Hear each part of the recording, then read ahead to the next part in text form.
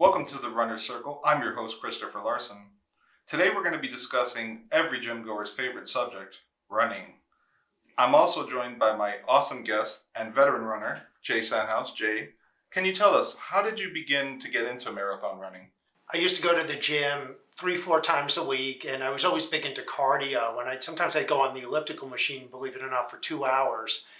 Guy at the gym said, "You should do a race." I said, "I don't really like running. I tried it before." And he just kept asking me every day. And then finally I gave in. I did a 5K, which is 3.1 miles, the Tamarack Turkey Trot. After that, I was hooked. So what kind of gear do you recommend to train for marathons?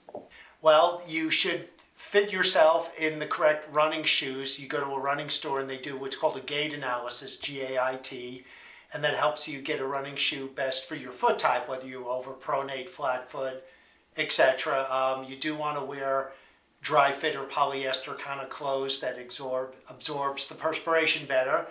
And then, in terms of a running belt where you can carry water bottles and a running watch and whatever else makes you happy when you run. So Jay, what is exactly involved in training for a marathon?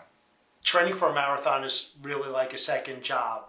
You have to start a few months out and you follow a schedule. You can go online. There's a guy named Hal Higdon that makes a running schedule, and it's basically doing 18-mile runs, 20-mile runs, 22-mile runs, and you just have to build up to be able to do the distance, which is 26.2. It's a second job. That's the easiest, best way I could say it.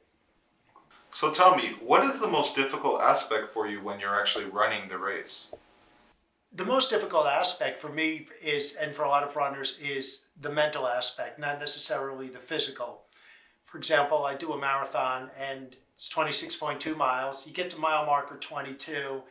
Emotionally, I'm done. Pick me up, take me away, take me home. I'm done. Physically, I could keep going. It's being out there for such a long time. And shorter races, not so much, but for those long marathons, yeah. Are there any rituals that you do the day of the marathon to get yourself ready for it?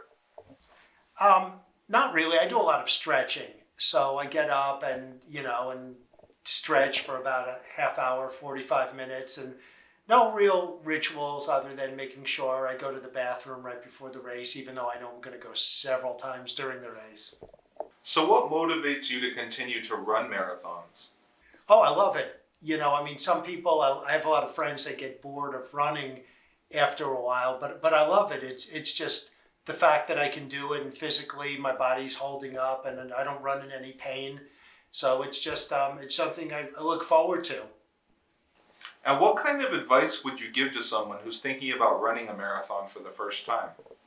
Well, I feel like running is either you love it or you hate it, and there's kind of no in between. So if you are interested in running a marathon or getting into running, is pick a distance that you can conquer immediately. Don't go out and try and do more than maybe you're equipped to do. So if you're first starting out, for example, start with a half a mile, and then build up. Also do intervals where you run and walk at the same time. That makes it a little bit easier, and it also makes it more enjoyable. Have you suffered any injuries from training or running? Thankfully, I've been good to go. The only thing I have is something called, I had patellar tracking disorder, and that's where the kneecap and the IT band play a little tug of war against each other. That was corrected. I run with a running brace, which looks worse than it is, and it just keeps the knee from wobbling. Other than that, it's no major injuries. Can you tell me, out of all of your races, which one is your favorite of all of them?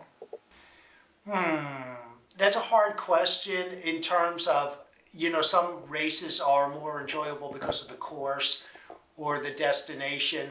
I'd say the prettiest race, the most enjoyable race itself is the Miami Marathon, because you're running on South Beach and Coconut Grove, who hates that.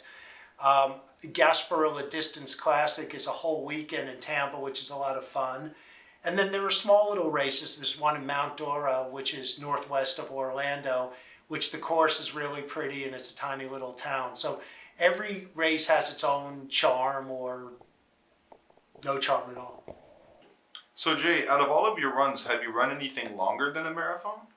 I did a 50K once, which is an ultra. It's 31 miles.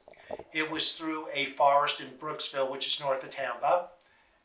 Not very enjoyable. Kind of got very dehydrated and cramped up quite a bit. And tried it once, no need to do it again. Outside of fitness, are there any other benefits to running a marathon?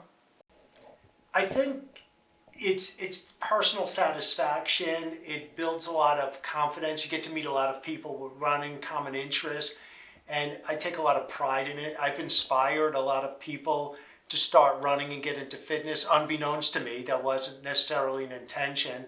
I've trained a lot of people, so it's a lot of, it's personal satisfaction of knowing that when you get old, like I am, that you can still run marathons and other people just can't. Jay, is there anyone that you run with regularly?